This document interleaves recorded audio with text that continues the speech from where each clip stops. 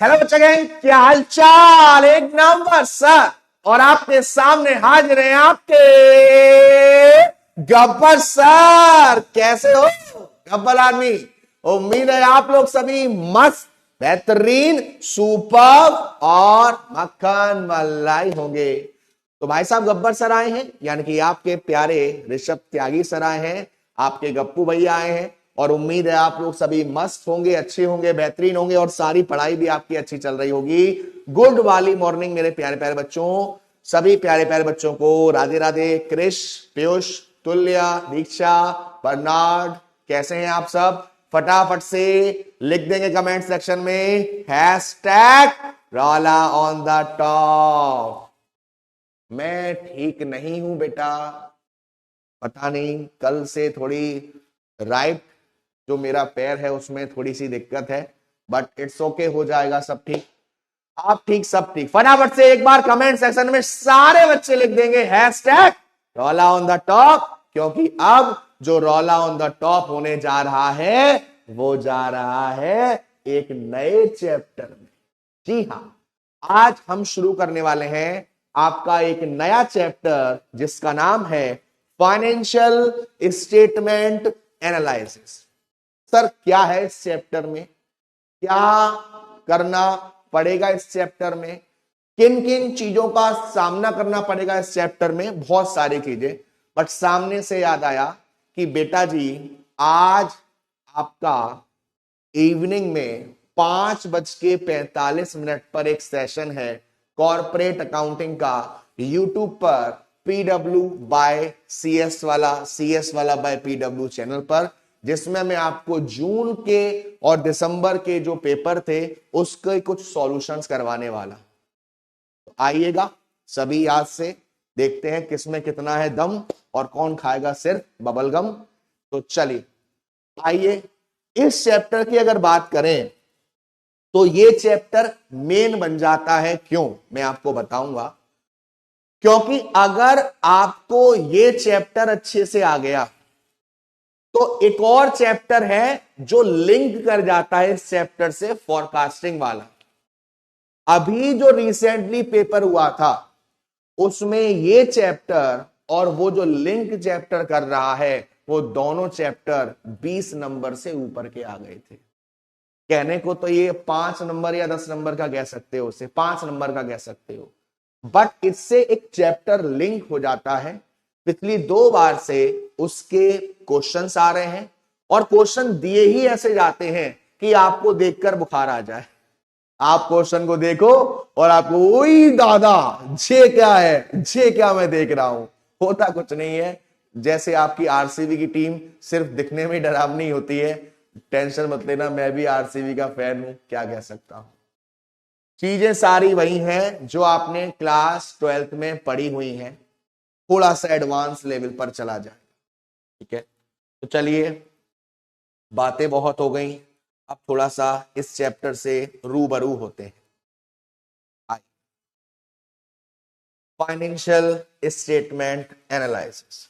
बेटा जी मेरे प्यारे प्यारे बच्चों, मान लीजिए आप बैंक के पास गए, ठीक, आपने बैंक से कहा सर हमें 50 लाख का लोन चाहिए सर, हमारी कंपनी को 50 लाख का लोन चाहिए सर। ओके, मिल जाएगा। मेरे प्यारे बच्चों, क्या ये 50 लाख का लोन जो बैंक वाले हैं वो ऐसे ही दे देंगे, बिना कुछ देखे, बिना कुछ जाने, बिना कुछ पूछे, या वो किसी चीज को चेक करेंगे?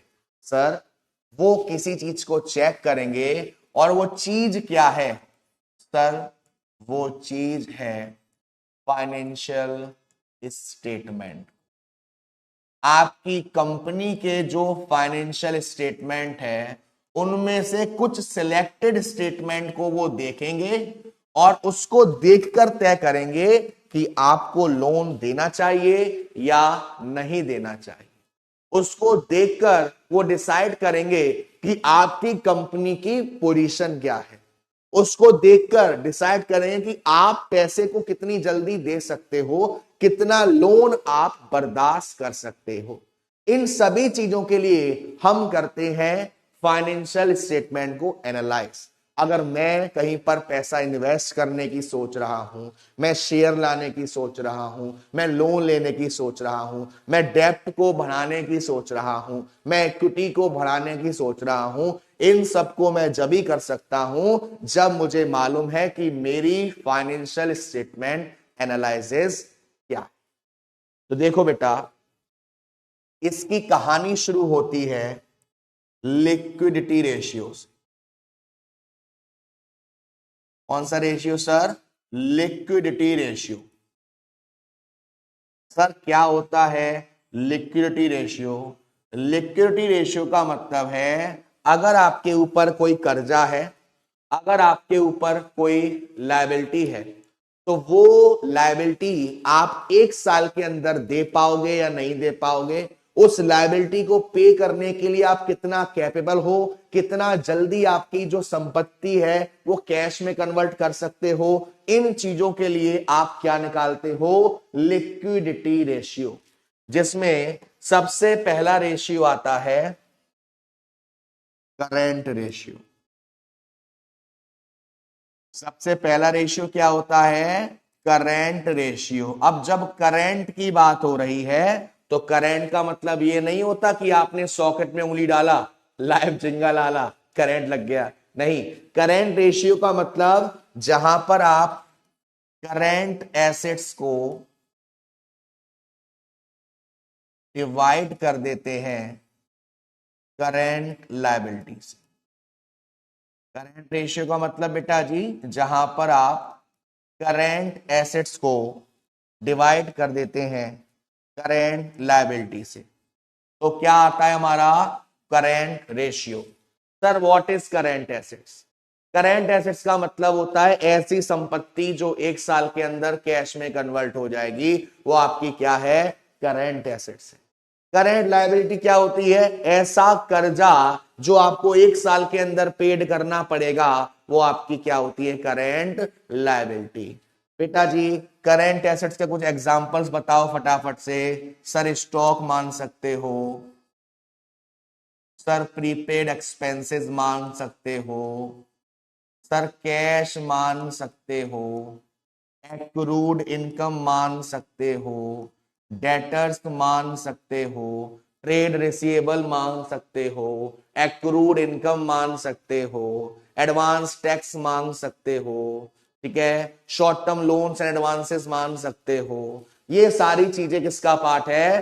करंट एसेट्स का। किसका पार्ट है बेटू? करंट एसेट्स का। और सर करंट लायबिलिटीज क्या क्या होती हैं? करंट लायबिलिटी जो आपको 1 साल के अंदर पेड करनी है, जैसे कि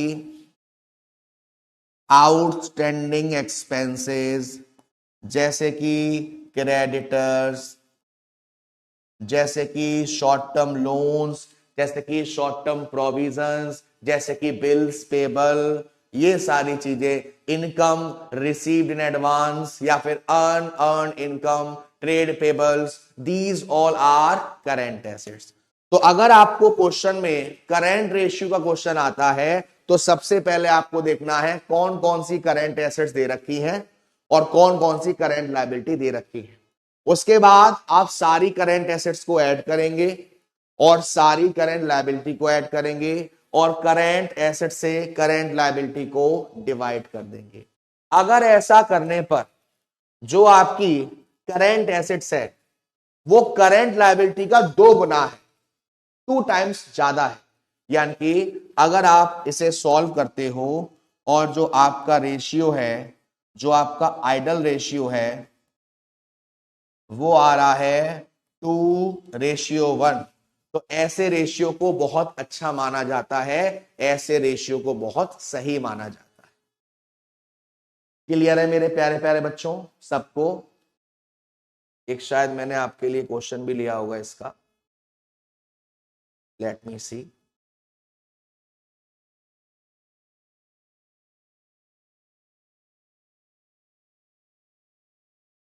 ये रहा क्वेश्चन, ये आपके सामने क्वेश्चन है और इस क्वेश्चन को अपन करते हैं और देखते हैं कि आप इस क्वेश्चन को सही बता पाएंगे या नहीं।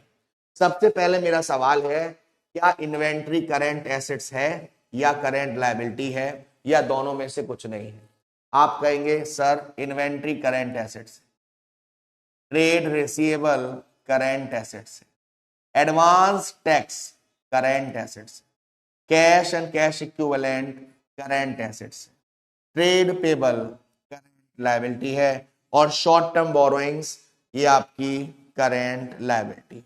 अब मैं आपसे कहूं कि करंट रेशियो निकालो तो आप सिंपली क्या करोगे? Current ratio is equal to current assets. Current assets में इन्वेंट्री 50,000 की प्लस ट्रेड रिसीवेबल 50,000 के प्लस एडवांस टैक्स 4,000 रुपए का plus cash and cash equivalent 30,000 divided by 1,04,000। 1,04,000 50 और 50 1,00,000 और 1,34,000 और डिवाइडेड बाय 1,04,000 डिवाइडेड बाय 1,04,000। इसको अगर आप सॉल्व करोगे तो क्या आएगा बेटा? 1,34,000 डिवाइडेड बाय 1,04,000 तो ये आपका आएगा 1.28। 1.28 सर वो तो 10 लाख है लेकिन बेटा शायद एक जीरो ज्यादा हो गया, आई थिंक सो। ये 10 लाख है। एक मिनट रुकना, मैं चेक कर लेता हूं, मुझे लग रहा है एक जीरो ज्यादा हो गया है। एक सेकंड बेटा।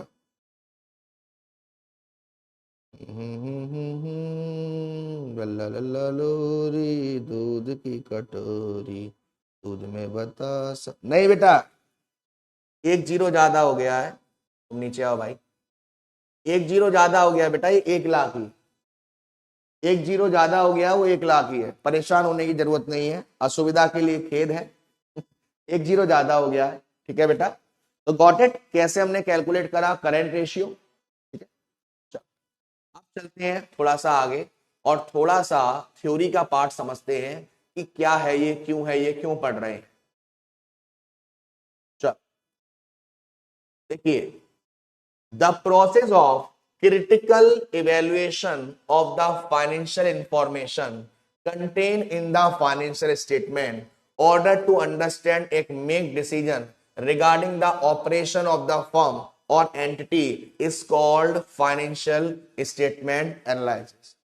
जो भी आपके फाइनेंशियल स्टेटमेंट है, उन फाइनेंशियल स्टेटमेंट से सिर्फ उन्हीं चीजों को देखना जिसको देखकर आप कुछ डिसीजन पर पहुंचना चाह रहे हो फर्म के लिए, आप कुछ डिसाइड करना चाह रहे हो, तो उसी को हम क्या बोलते हैं? Financial statement analysis. It is basically a study of the relationship. ये आप मेरे से अच्छे से जानते होंगे। It is the basically a study of relationship जो आपकी लाइफ में नहीं है, among various financial fact and figure as given in a set of financial statement। जितने भी फाइनेंशियल स्टेटमेंट में चीजें दे रखी हैं, उसका आपस में जो रिलेशन है उसको आप स्टडी कर रहे हो। जैसे अभी आपने करंट रेशियो में देखा, करंट एसेट्स का और करंट लायबिलिटी का आपस में जो रिलेशन है, करंट लायबिलिटी को पेड करने के लिए कितनी करंट एसेट्स आपके पास है, उसको आप स्टडी कर रहे हो और बता रहे हो, इंटरप्रिटेट कर रहे हो कि भाई साहब हमारी जो फाइनेंशियल स्टेटमेंट में है वो हमें फायदे में पहुंचा सकती है या घाटे में पहुंचा सकती है। भविष्य में हम कोई मतलब कहीं पे इन्वेस्टमेंट कर सकते हैं या नहीं कर सकते। आइए, the term financial analysis include both analysis and interpretation. यानी कि आप चीजों को स्टडी भी करते हो और स्टडी करने के बाद आप लोगों को उसके बारे में बताते भी हो, इंटरप्रिटेट भी करते हो। The term analysis means simplification of financial data by methodological classification given in the financial statement. Simple आप उसे सिंप्लीफाई कर रहे हो, समझ रहे हो। ठीक है। इंटरप्रिटेशन का मतलब होता है एक्सप्लेन कर रहे हो, एक्सप्लेन कर रहे हो, बता रहे हो, समझा रहे हो। तो ये हमारा फाइनेंशियल स्टेटमेंट एनालिसिस होता है। उसके बाद आपसे पूछा जाए कि एक अच्छी फाइनेंशियल स्टेटमेंट की क्या फीचर होते हैं। सबसे पहला, अंडरस्टैंडिंग। आपका जो फाइनेंशियल स्टेटमेंट है वो ऐसा होना चाहिए जिसे देखकर आप कुछ समझ सको कि एक्चुअल में क्या हो रहा है। रेलिवेंस, हमारे फाइनेंशियल स्टेटमेंट में सिर्फ वही चीज होनी चाहिए जो आपके लिए रेलिवेंट है, जो आपके लिए इंपॉर्टेंट है। रिलायबिलिटी, अगर आप किसी फाइनेंशियल स्टेटमेंट के लिए, अगर आप किसी फाइनेंशियल स्टेटमेंट को देखकर कोई डिसीजन ले रहे हो तो वो जो फाइनेंशियल स्टेटमेंट है वो रिलायबल होना चाहिए, उसमें आपने कुछ भी छुपाया नहीं है। और लास्ट, कंपेरेबिलिटी, यानी कि 2 सालों का अगर फाइनेंशियल स्टेटमेंट है तो कौन सा ज्यादा है या कौन सा, मतलब ऐसे नहीं समझेंगे, कौन सा ज्यादा है या कौन सा कम है उसके बारे में समझना। तो ये एक अच्छे फाइनेंशियल स्टेटमेंट का फीचर कहलाता है। ठीक है, तो चलिए वापस से चलते हैं अपने दूसरे रेशियो पर, जिसको कहते हैं लिक्विड रेशियो, जिसको कहते हैं एसिड टेस्ट रेशियो। अब सर ये क्या होता है? ये जो अभी आपने लिक्विडिटी रेशियो समझे ना, ये उसी का पार्ट है सेकंड नंबर का। यानी कि करेंट रेशियो में तो आप कह रहे हो कि 1 साल का टाइम लग रहा है, करेंट रेशियो में तो आप कह रहे हो 1 साल का टाइम लग रहा है, लेकिन लिक्विड रेशियो में और जल्दी, और जल्दी कैश में कन्वर्ट हो जाए चीजें, सिर्फ उनको ही लेते हैं। तो इसका फॉर्मूला क्या होता है बेटा? इसका फॉर्मूला होता है liquid assets upon current liability. Liquid assets upon current liability. ठीक, अब करेंट लायबिलिटी तो मैंने अभी आपको समझाया था क्या होती है। लिक्विड एसेट्स कैसे निकलेगा सर? लिक्विड एसेट्स का मतलब है कि जो भी आपकी करेंट एसेट्स है उसमें से जो आपकी इन्वेंट्रीज हैं, जो आपका प्रीपेड एक्सपेंस है, जो आपका एडवांस टैक्स है, इसको अगर आप माइनस कर देते हो तो ये जो करंट एसेट्स है ये चेंज हो गई है किसमें? लिक्विड एसेट्स में। ठीक है, क्या कहा मैंने बेटा आपसे? हाँ जी, क्या कहा मैंने आपसे? मैंने आपसे कहा कि जो भी हमारी करंट एसेट्स है, अगर आप उसमें से इन्वेंट्रीज को माइनस कर देते हो, आप उसमें से प्रीपेड एक्सपेंस को माइनस कर देते हो, आप उसमें से एडवांस टैक्स को माइनस कर देते हो, तो जो बचेगा वो हमारा क्या कहलाएगा? वो हमारा कहलाएगा लिक्विड एसेट्स। ठीक है, एक सेकंड रुकिएगा बेटा।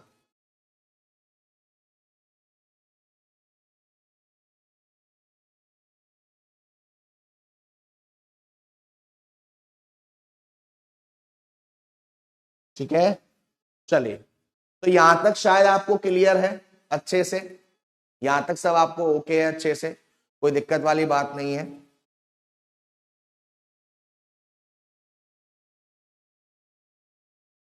चलो एक सेकंड रुकना बेटू।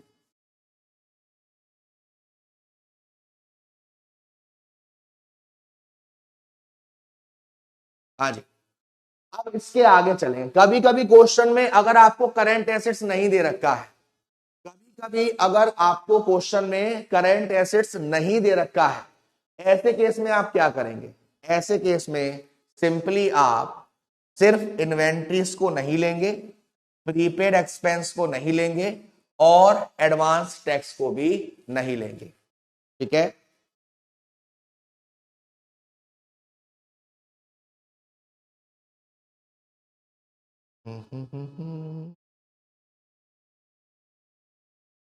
चलो बेटा जी, यहां तक कोई दिक्कत किसी को? यहां तक सब क्लियर है बाबू अच्छे से? आपको कोई दिक्कत, कुछ पूछना तो नहीं है? बताओ भाई।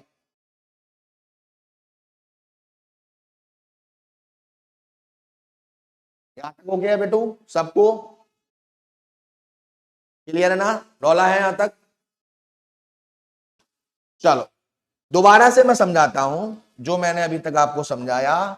लिक्विड रेशियो या फिर एसिड टेस्ट रेशियो किसका पार्ट है? लिक्विडिटी रेशियो का ही पार्ट है बेटा। जो आपकी लिक्विडिटी रेशियो है उसका ही पार्ट है।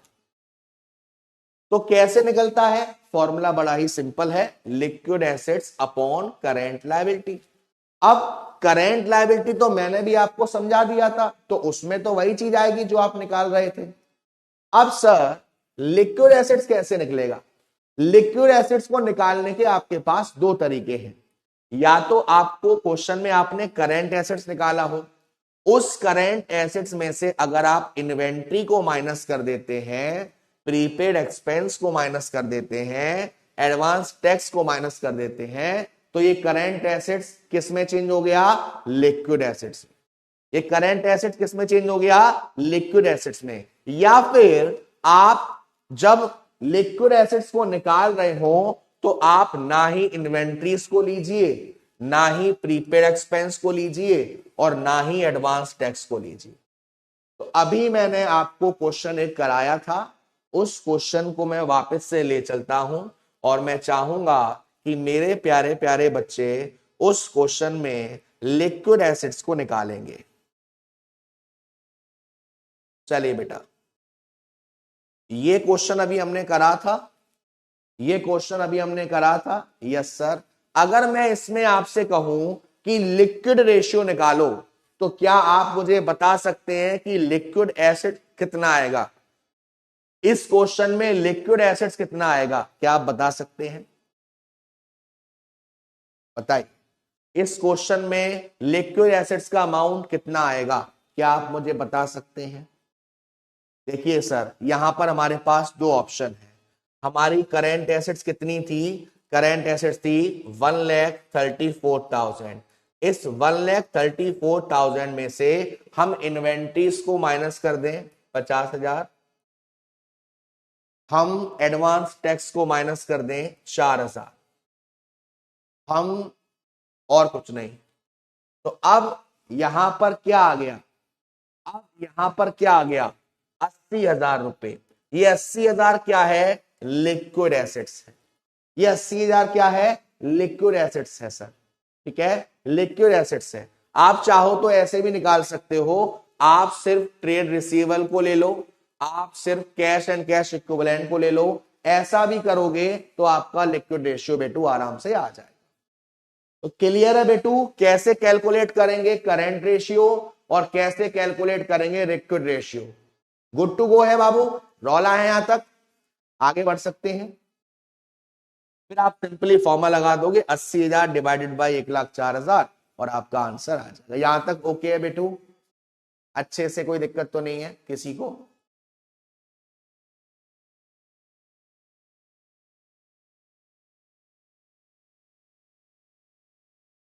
क्लियर? चलो, तो अभी मैंने जो बताया ना वही रेशियो के बारे में यहां पर बात करी जा रही है। एसिड टेस्ट रेशियो या फिर क्विक रेशियो या फिर लिक्विड रेशियो। क्या होता है? Quick assets are defined as current assets excluding inventories, other current assets जैसे कि prepaid expenses, advance tax etcetera. Quick assets या फिर लिक्विड एसेट्स हम उसको कहते हैं बेटू जब हम करेंट एसेट्स में से इन्वेंट्रीज को काउंट नहीं करते हैं, प्रीपेड एक्सपेंसेस को काउंट नहीं करते हैं, एडवांस टैक्स को काउंट नहीं करते। This is a fairly stringent measure of liquidity, मतलब कि कितना जल्दी आपका जो पैसा है वो कैश में कन्वर्ट हो जाएगा, कितनी जल्दी आप चीजों को कैश में कन्वर्ट कर पाओ। ठीक है, तो कैलकुलेट आपको दे रखा है वही जो हमने प्रीवियस क्वेश्चन किया ना, उसी में आपको कैलकुलेट करना था जो 80,000 वाला था। अब तीसरा है कैश रेशियो। आपने जब 12th में अगर आपके पास कॉमर्स रही होगी तो आपने एक करंट रेशियो पढ़ा होगा और आपने एक क्विक रेशियो पढ़ा होगा। ये तीसरा रेशियो आपके लिए नया है जिसको आप कहते हैं कैश रेशियो। अब सर कैश रेशियो में क्या होता और जल्दी जो यूं कैश में कन्वर्ट हो जाए। सर करंट लायबिलिटी से बैंक ओवरड्राफ्ट माइनस नहीं होगा क्या?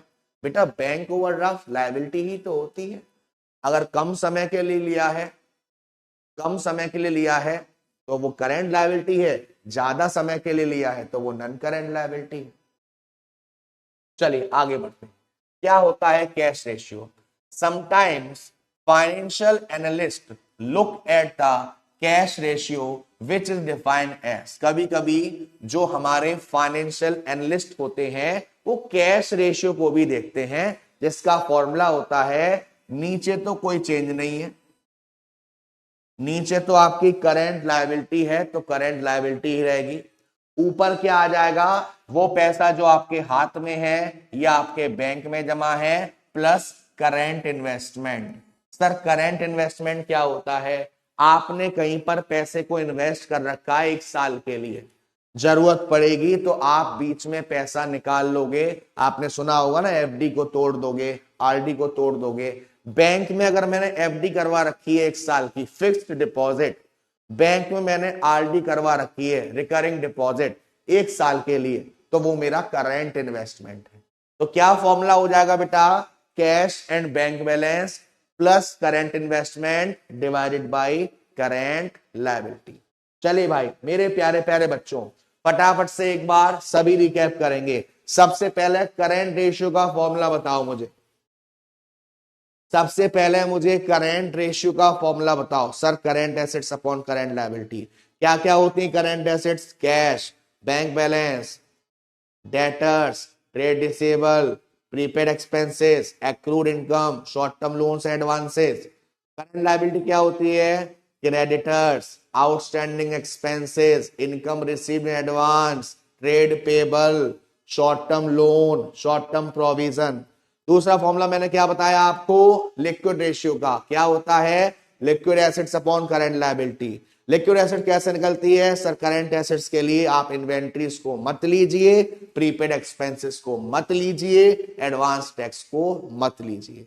उसके बाद तीसरा कैश रेशियो। क्या फॉर्मूला होता है? Cash and bank balance plus current investment divided by current liability. Clear यहां तक सबको? यहां तक क्लियर सबको बाबू? बोले तो एक नंबर बाबा। चलो बेटूस, अब दूसरे टाइप का रेशियो। अभी तक आपने जो भी रेशियो पढ़ा था उसकी हेडिंग थी लिक्विडिटी रेशियो। अब दूसरा है लेवरेज रेशियो या फिर सॉल्वेंसी रेशियो। अब सर ये क्या होता है? इसमें हम चेक करते हैं कि हमारी कंपनी अगर लंबे समय के लिए कोई कर्जा ले रही है, 1 साल से ज्यादा के लिए कोई कर्जा ले रही है, तो उसको पेड करने के लिए वो कितनी सक्षम है, उसको पेड करने के लिए वो कितनी कैपेबल है, उसको देखता है सॉल्वेंसी रेशियो। नाम ही देखो सॉल्वेंट। तो financial leverage refers to the use of debt finance. While debt capital is a cheaper source of finance, it is a riskier source of finance. Leverage ratio help in accessing the risk arising from the use of debt capital. यहां पर कहा जा रहा है कि डेप्ट यानी कि कर्जा, और उस कर्जे को आप लगाते हो अपने बिजनेस में और उससे अपने बिजनेस को चलाते हो।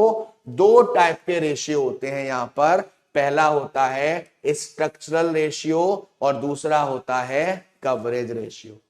तो देखते हैं स्ट्रक्चरल रेशियो क्या होते हैं। Structural ratio are based on the proportion of debt and equity in the financial structure of the firm. Important structural ratio are debt equity ratio और debt asset ratio। अब मेरे प्यारे प्यारे बच्चों, मैं आपको एक बहुत इंपॉर्टेंट चीज समझाने जा रहा हूं, बड़े ही ध्यान से समझना।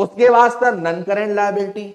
नन करेंट लायबिलिटी वो कर्जा होता है जो लंबे समय का होता है और इसी को हम डेप्ट कहते हैं, सिर्फ डेप्ट।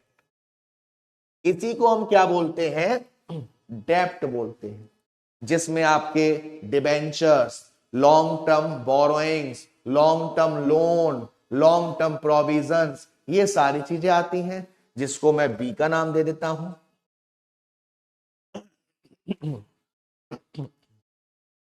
और तीसरा है करेंट लायबिलिटी, ऐसा कर्जा जो आपको 1 साल के अंदर पेड करना है, जिसमें आपने अभी देखा था creditor, short term loan, short term provision, trade payables, outstanding expenses, ये सारी चीजें किसमें आती हैं, करेंट लायबिलिटी में। यानी कि इसको मैं ऑप्शन सी बोल देता हूं। आपको ये पूरी बैलेंस शीट बहुत अच्छे से देखनी है, क्योंकि कभी भी आपको कुछ भी दिया हो सकता है। जरूरी नहीं है करंट रेशियो में आपको direct current assets current liability दिया होगा, हो सकता है आपको ऐसा कुछ करके निकालना पड़े।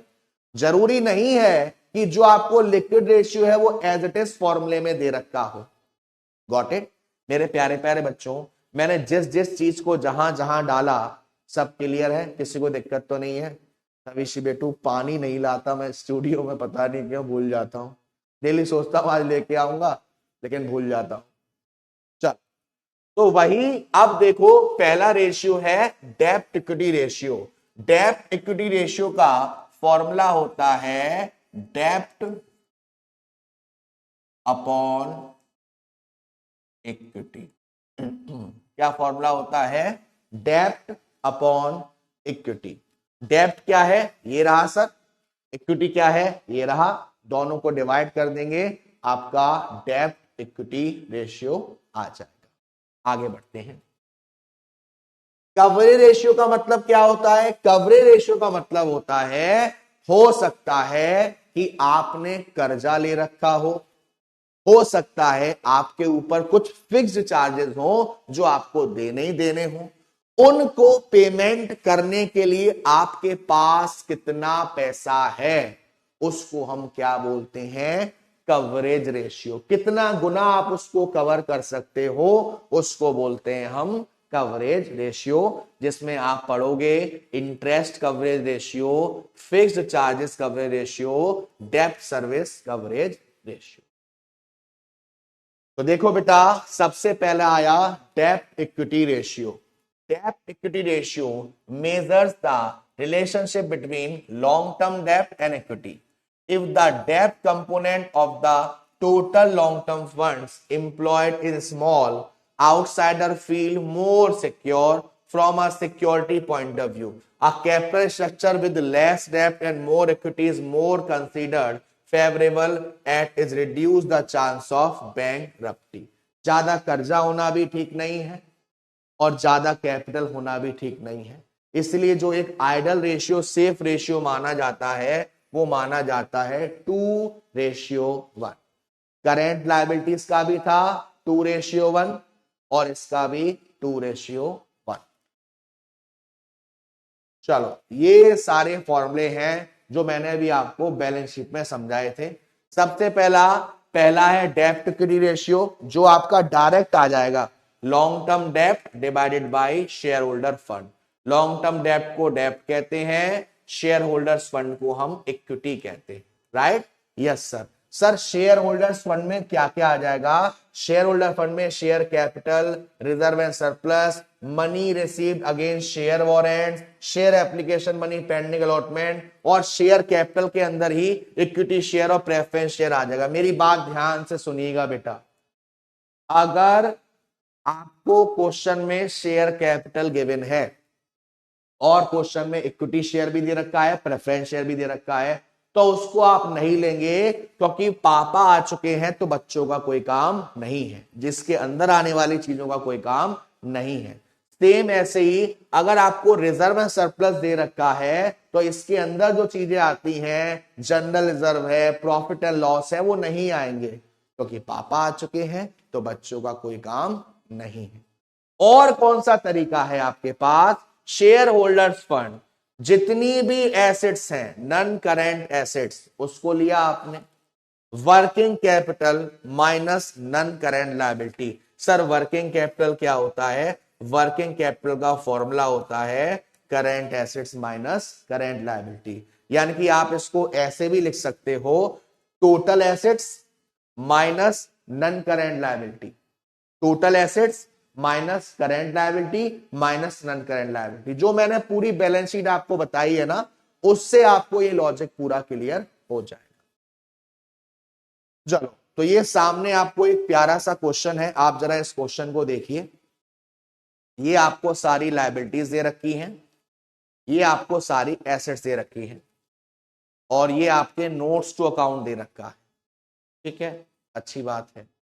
अच्छा, इस क्वेश्चन में आप मुझे बताओ डेब्ट इक्विटी रेशियो कितना आएगा। इस क्वेश्चन का डेब्ट इक्विटी रेशियो कितना आएगा बेटा? चलो भाई बताओ। सबसे पहले डेब्ट की बात करते हैं। आपके सामने ये सारी चीजें हैं, आप मुझे बताओ डेब्ट कितना आएगा। प्राची जी अभी क्वेश्चन करेंगे, अभी आ जाएगा बेटा। ठीक है, ये सारी चीज आपके सामने है, मुझे बताओ डेब्ट कितने का है। लंबे समय के कर्जे कितने रुपए के दे रखे हैं टोटल, और कौन कौन से लंबे समय के कर्जे हैं। देखो, सबसे पहले शेयर कैपिटल दिया हुआ है, उसके बाद रिजर्व एंड सरप्लस दे रखा है,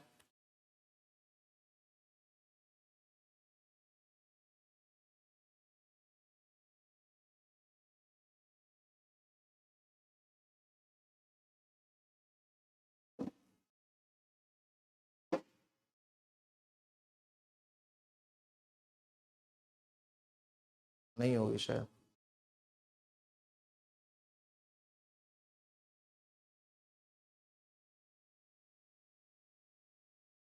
डेढ़ लाख का।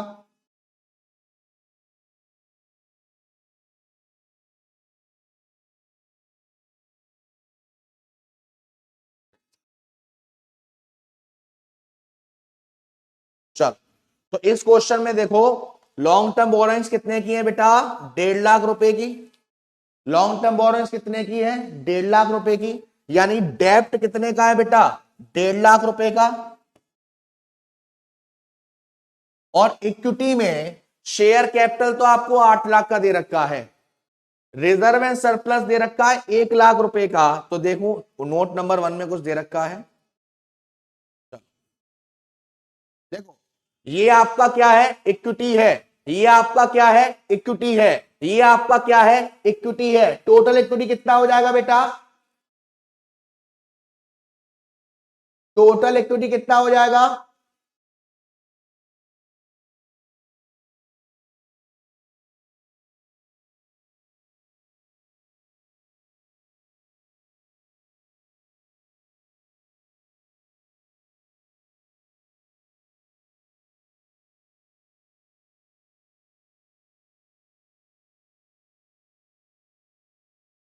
चल,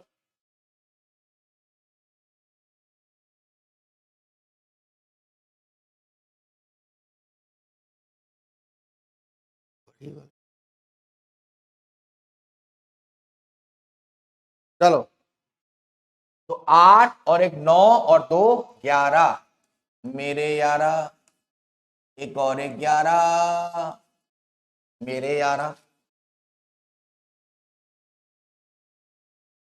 ठीक है, 11 लाख हो गया। 11 लाख की इक्विटी है, और डेब्ट कितने का है? टिंग टोंग। डेब्ट कुछ ज्यादा ही है क्या? चलो, तो डेब्ट आ जाएगा 1,50,000 डिवाइडेड बाई 11 लाख। ये हो गया 0.136। यही आ रहा था सबका? यही आ रहा था सबका? यही आ रहा था सबका? बेटा जी, ये भी आपका इक्विटी है, ये भी आपका इक्विटी है, ये भी आपका इक्विटी है। तो टोटल इक्विटी हो जाएगा 11 लाख का। क्लियर है सबको? गरिमा बेटा जी, थर्ड नंबर वाला इसलिए लिया, आप जरा प्लीज देखिए, शेयर होल्डर्स फंड में क्या क्या आता है, शेयर कैपिटल आता है, रिजर्व एंड सरप्लस आता है, money received against share warrant आता है, और share application money pending allotment आता है। और यहां पर आप देख सकते हैं share application money pending allotment 2 lakh. Clear है सबको? किसको क्यों लिया, कैसे लिया, किस लिए लिया? चल, अच्छा मेरे प्यारे बच्चे, क्या इस क्वेश्चन का आप मुझे करेंट रेशियो बता सकते हो? क्या फॉर्मूला है? Current assets upon current liability. Current asset दे रखा है 1 2 3, तो ये हो गया आपका 3 lakh. 3 lakh divided by current liability 1,50,000।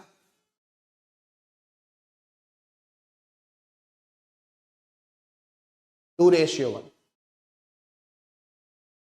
2:1। क्या ये आइडल रेशियो है? क्या ये आइडल रेशियो है बेटा? 2:1 क्या ये आइडल रेशियो है? यस सर, आइडल रेशियो है। अगर इसी का आपको निकालना हो लिक्विड रेशियो तो क्या होगा?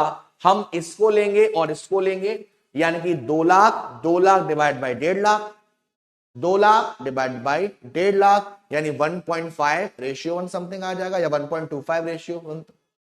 क्लियर सारे रेशियो? हाउ टू कैलकुलेट डेब्ट equity ratio, current ratio and equity ratio, एक ही कंसेप्ट में सब।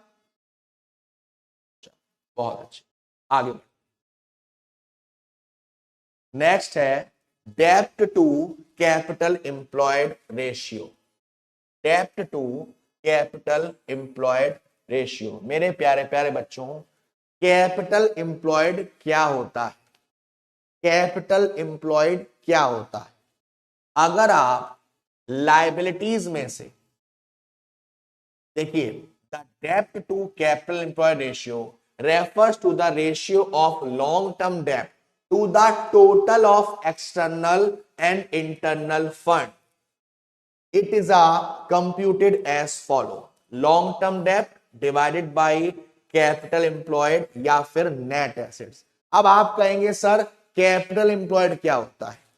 कैपिटल एम्प्लॉयड में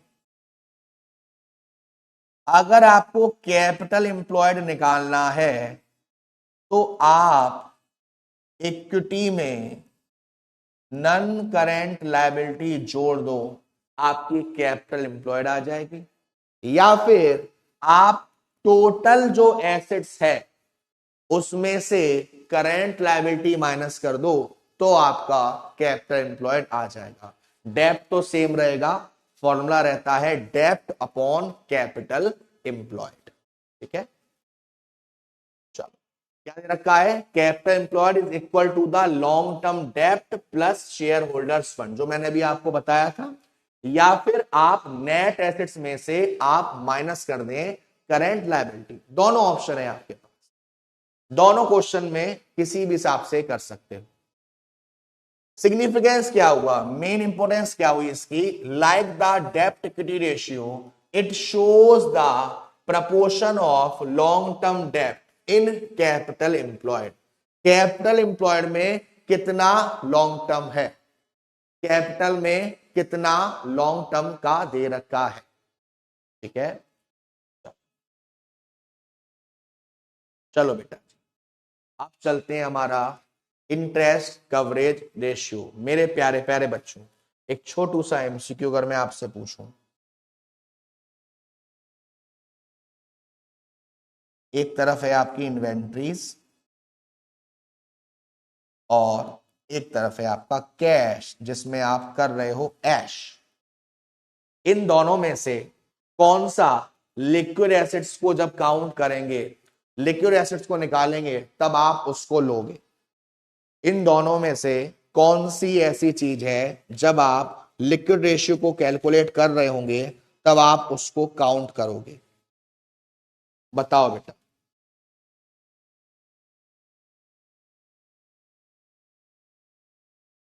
रोहित जी कह रहे हैं सर बुक में आंसर अलग है सर डेब्ट इक्विटी रेशियो का। रोहित जी बुक में क्या आंसर आ रहा है बेटू?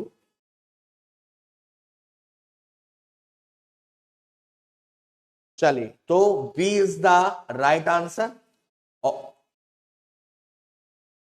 नालायकों, मैंने पूछा था कौन सा लेंगे, कौन सा लेंगे।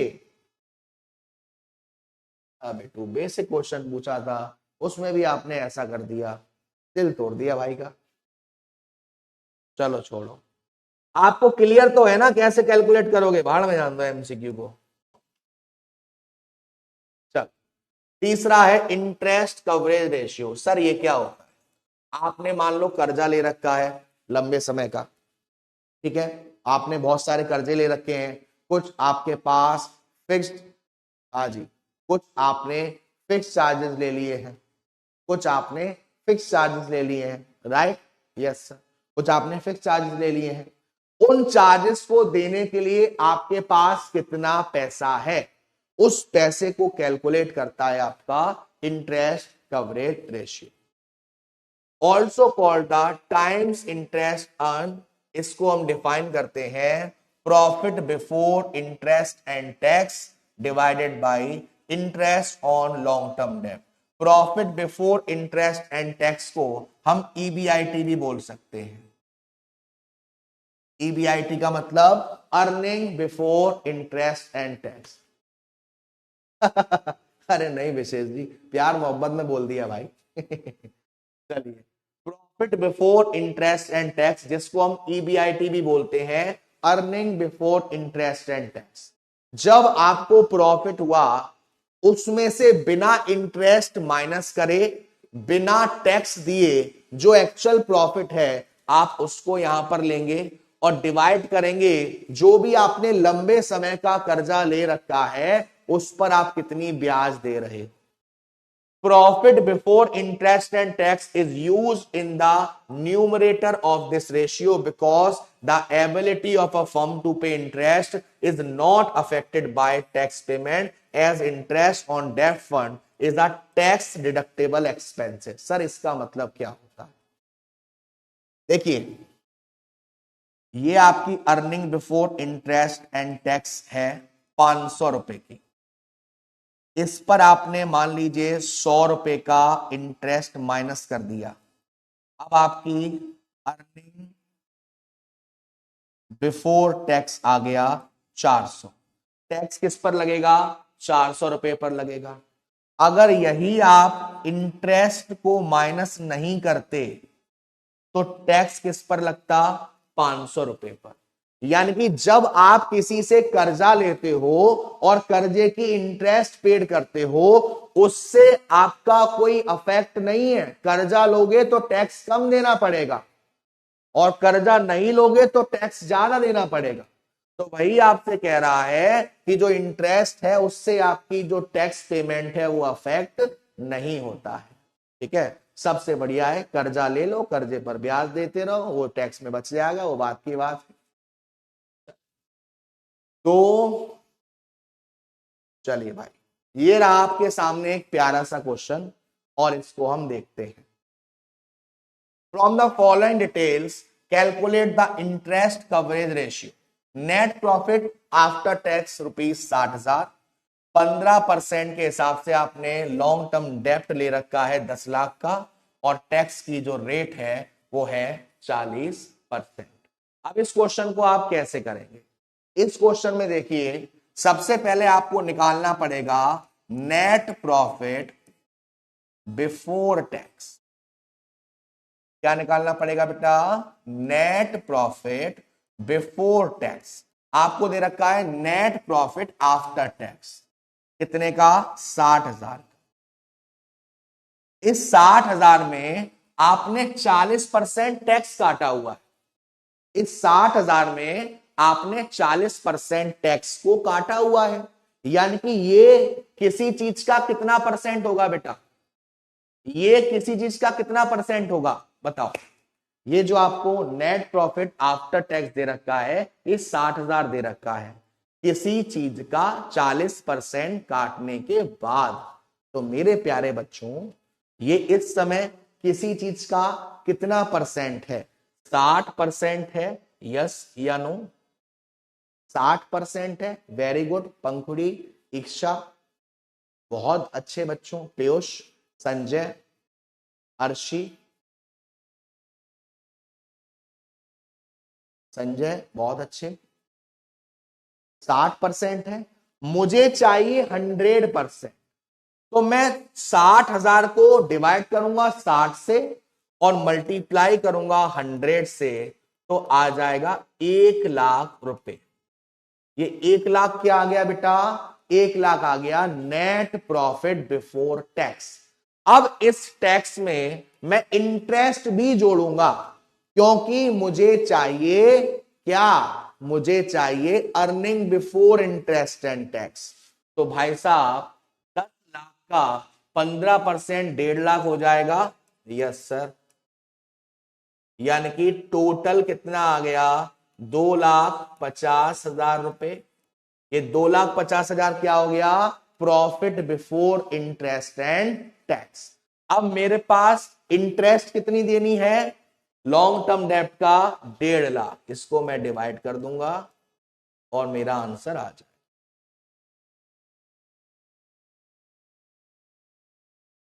2,50,000 डिवाइडेड बाई 1,50,000, 1.6। क्लियर सबको? कितने प्यारे बच्चे हैं, वो ना लॉजिक समझते हैं ना उन्हें किसी से मतलब है, वो सीधा कर देते ए सर समझ नहीं आया ए। अरे यार प्रैक्टिस तो करो, लॉजिक तो समझो नालायकों। चलो दोबारा समझ लेते हैं।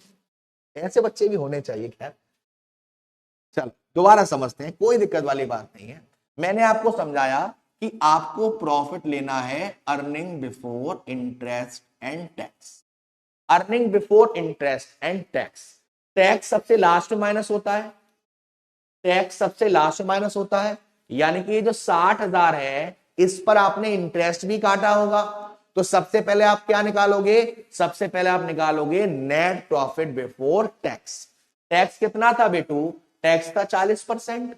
यानी कि हमने किसी अमाउंट का 40% माइनस किया, तब ये बचा। यानी कि ये किसी चीज का कितना परसेंट है? 60% है बाबू। ओके, तो 60,000 को अगर मुझे 1% निकालना था तो मैंने किससे डिवाइड किया? 60 से, और मल्टीप्लाई किससे किया? 100 से। तो ये आ गया 1,00,000। यानी कि प्रॉफिट को देने से पहले कितना था? 1,00,000 रुपए था, प्लस इंटरेस्ट 10,00,000 का 15%, 1,50,000, दोनों को जोड़ा, ये आ गया मेरा earning before interest and tax, और इससे मैंने इंटरेस्ट को माइनस किया और आ गया 1.66। क्लियर सबको? अब अगर हां तो अब दबा दो अंगूठा अच्छे से। कैसे मैंने निकाला इसका मैं पूरी टेबल समझाता हूं आपको। ये कहानी शुरू होती है यहां से। सबसे पहले आता है ईबीआईटी, लेस इंटरेस्ट। तो फिर आ गया आपका ईबीटी, लेस टैक्स। तो फिर आ गया आपका ईएटी, अर्निंग आफ्टर टैक्स। इसी को हम बोलते हैं net profit after tax. Right? Yes sir. आपको पहुंचना कहां पे? यहां पर पहुंचना है। आपको पहुंचना कहां पर है? यहां पर पहुंचना है। तो सबसे पहले अर्निंग आफ्टर टैक्स को आपने अर्निंग बिफोर टैक्स में कन्वर्ट किया। जिस टैक्स को माइनस किया था उस टैक्स को आपने बेटू प्लस कर दिया। अब आप यहां पहुंचे, अब आपने इंटरेस्ट को भी प्लस कर दिया, तो आप ईबीआईटी तक पहुंच। अब क्लियर है सबको अच्छे से? अब क्लियर है क्या? अरे रौला ही कह दे। क्लियर बेटू अच्छे से? चल यहां तक ओके है? चल, तो अब मैं एक क्वेश्चन आपको देना चाहूंगा और आपसे भी थोड़ा पूछना चाहूंगा। ठीक है, देखिए नेट प्रॉफिट आफ्टर टैक्स है 1,20,000। ठीक है, टैक्स जो है वो है 40%, या 40 नहीं 50 कर लेते। टैक्स की रेट है 50%। 10% का आपने डिबेंचर ले रखे हैं, 10% इंटरेस्ट देनी है और डिबेंचर हैं आपके 10 लाख। इसका आप मुझे बताओ इंटरेस्ट कवरेज रेशियो कितना आएगा बेटू, इसका इंटरेस्ट कवरेज रेशियो कितना आएगा बाबू, चलो निकालो। सबसे पहले तो बताओ प्रॉफिट बिफोर टैक्स कितना आएगा, प्रॉफिट बिफोर टैक्स कितना आएगा,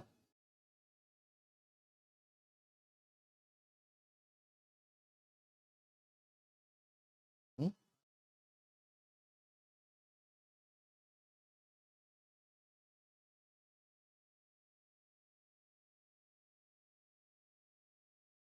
चलो तो देखो बेटा नेट प्रॉफिट आफ्टर टैक्स 1,20,000 का दे रखा है, ठीक है।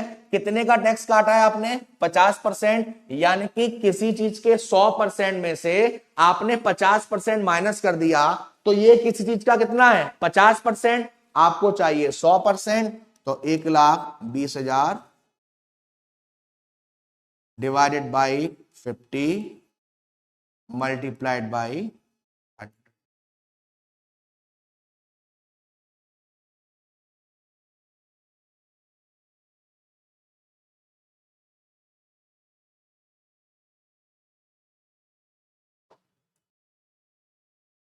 ठीक, तो ये कितना आ गया बेटा 2,40,000, ये कितना आ गया 2,40,000 का, है ना।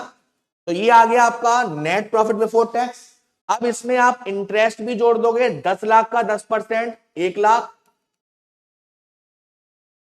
तो ये कितना आ गया 3,40,000 डिवाइडेड बाई 1,00,000, तो ये 3.4 आ जाएगा। अरे वाह, बहुत सारे बच्चों ने बहुत पहले ही आंसर निकाला, क्या बात क्या बात क्या बात। अब क्लियर है बेटा how to calculate interest coverage ratio, अब क्लियर है बाबू अच्छे से सबको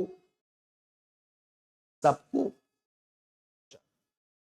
अब बेटा जी नेक्स्ट है आपका फिक्स्ड चार्जेस कवरेज रेशियो। अब सर ये क्या होता है, कुछ खर्चे हैं जो फिक्स हैं, जो आपको देने ही देने पड़ेंगे चाहे कुछ हो जाए, जैसे कि डेप्रीशिएशन मान लो, जैसे कि हमारे कुछ इनडायरेक्ट एक्सपेंस मान लो। तो अब यहां पर कहानी कैसे चलेगी, यहां पर कहानी बड़ी सिंपल है। Profit before interest and tax जो आपने निकाला था, बस अब आप उसमें डेप्रीशिएशन भी शामिल कर लेंगे, क्योंकि हो सकता है आपने डेप्रीशिएशन माइनस किया होता है, फिक्स चार्जेस, और डिवाइड करेंगे सेम इंटरेस्ट, उसको हम बोलते हैं fix charges coverage ratio.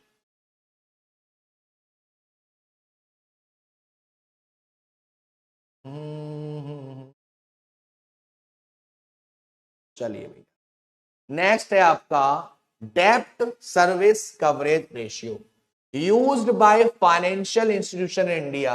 The dept service coverage ratio it define as सारे खर्चे profit after tax plus depreciation plus other expenses, जो भी खर्चे हैं उन सभी को आपने क्या कर लिया जोड़ लिया, और सारी जो ब्याज है, जो भी आपने कर्जे ले रखे हैं अलग अलग तरीके से, उसको आपने डिवाइड कर दिया। बड़ा ही सिंपल है। अभी तक जितने भी आपने क्वेश्चन करे हैं, जितने भी कंसेप्ट समझे हैं, उनमें सबसे जो इंपॉर्टेंट रहा वो है बेटा डेप्ट equity ratio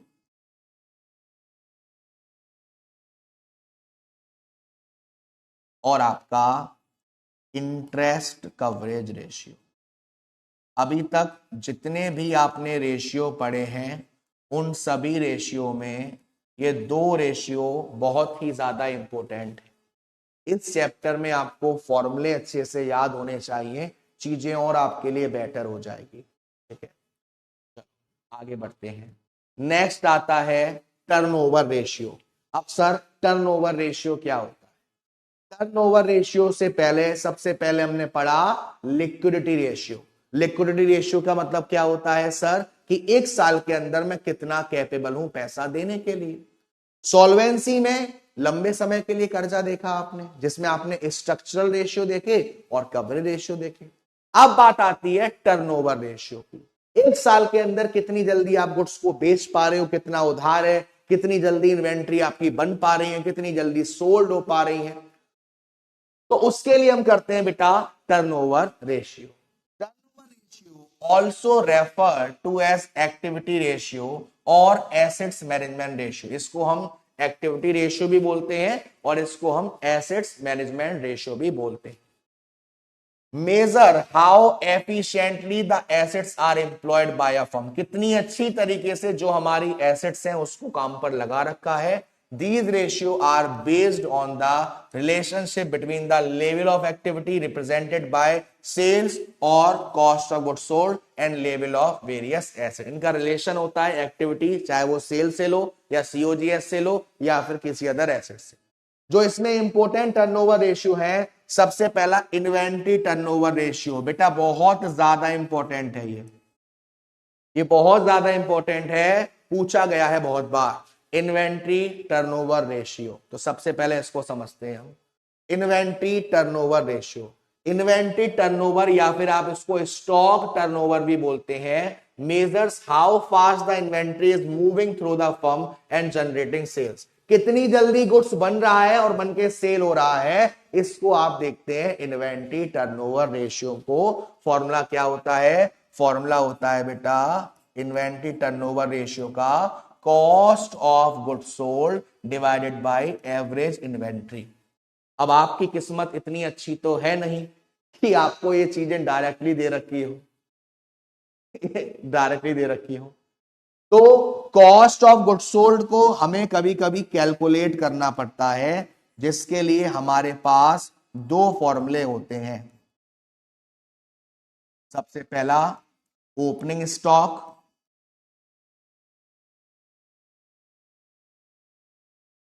opening stock plus purchase plus direct expenses minus closing stock. ये फॉर्मूला होता है। क्या फॉर्मूला होता है बेटा? ये फॉर्मूला होता है cost of goods sold is equal to opening stock plus purchase plus direct expenses minus closing stock. Opening stock आपको मालूम है, क्वेश्चन में दिया होगा, शुरुआत का जो स्टॉक होता है वो ओपनिंग स्टॉक। परचेज भी आप इजीली समझ जाओगे। लेकिन सर डायरेक्ट एक्सपेंस क्या होते हैं? डायरेक्ट एक्सपेंस वो खर्चा होता है जो डायरेक्टली रिलेट कर रहा है या तो जब आपने सामान खरीदा तब, या जब आप सामान को गोदाम पर ले गए, या फिर आप सामान को बना रहे हो। जैसे वेजेस है आपका, कैरेज इनवार्ट है, फ्रेट इनवार्ट है, सिंपल कैरेज है, ये सभी आपके डायरेक्ट एक्सपेंसेस का पार्ट बनते हैं। और क्लोजिंग स्टॉक, एक तो ये फॉर्मूला है। दूसरा फॉर्मूला होता है कॉस्ट ऑफ गुड्स सोल्ड, जिसको मैं शॉर्ट फॉर्म में सीओजीएस लिख रहा हूं, सेल्स माइनस ग्रॉस प्रॉफिट। और अगर आपको ग्रॉस लॉस दे रखा है तो सेल्स प्लस ग्रॉस लॉस। तो ये फॉर्मूला होता है इन्वेंट्री टर्नओवर रेशियो का, cost of goods sold divided by average inventory. अब सर इसमें कॉस्ट ऑफ गुड्स सोल्ड कैसे निकलेगा? ये दो तरीके हैं जिससे आप कॉस्ट ऑफ गुड्स सोल्ड निकाल सकते हैं। अब सर एवरेज इन्वेंट्री कैसे निकलेगा?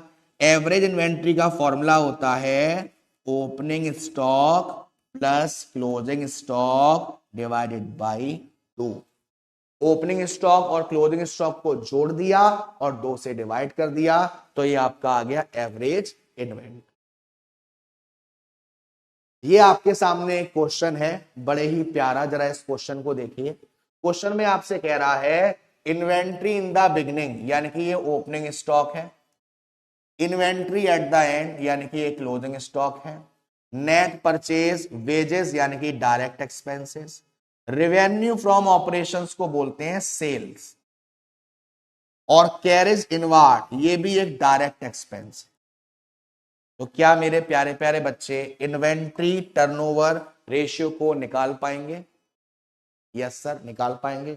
सबसे पहले पहले वाले फॉर्मूले से सीओजीएस आ जाएगा, opening stock plus purchase plus direct expenses minus closing stock कितना आएगा बेटा? ये आपका 14, ये कितना हो गया आपका 60 हो गया। 60,000 आएगा क्या बेटा? 60,000 आएगा क्या बेटा, जरा बताना। क्या सीओजीएस 60,000 आएगा क्या? ये 22 और ये 22 कट गया और ये 60,000 आएगा क्या बेटा, जरा बताओ बेटूस। क्या सीओजीएस 60,000 आएगा? अब मैं निकाल लेता हूं average inventory. Formula opening stock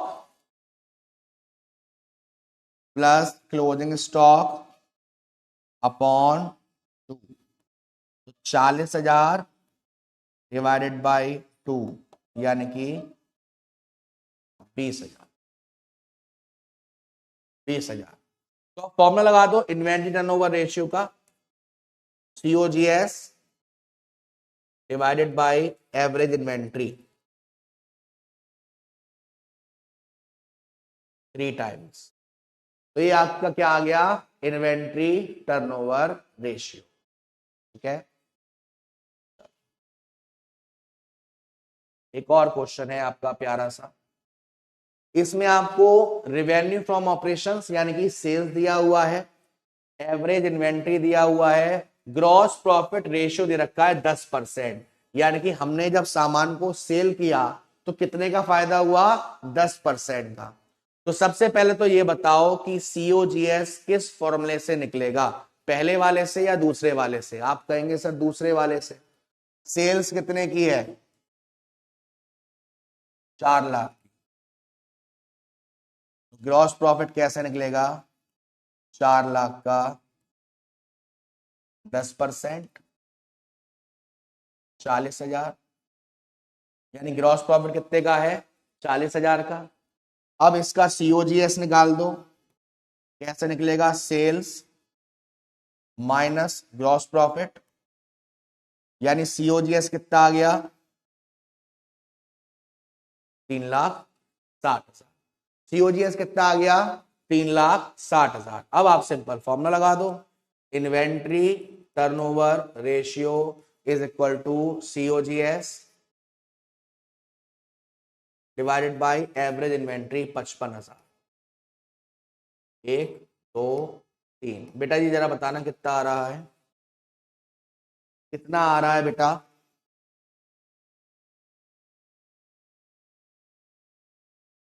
करके देखते हैं एक बार।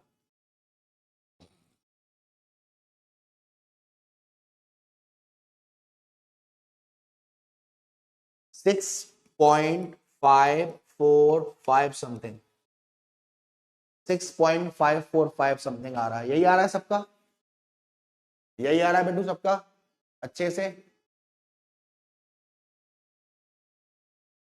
बहुत अच्छे, बहुत अच्छे बेटा।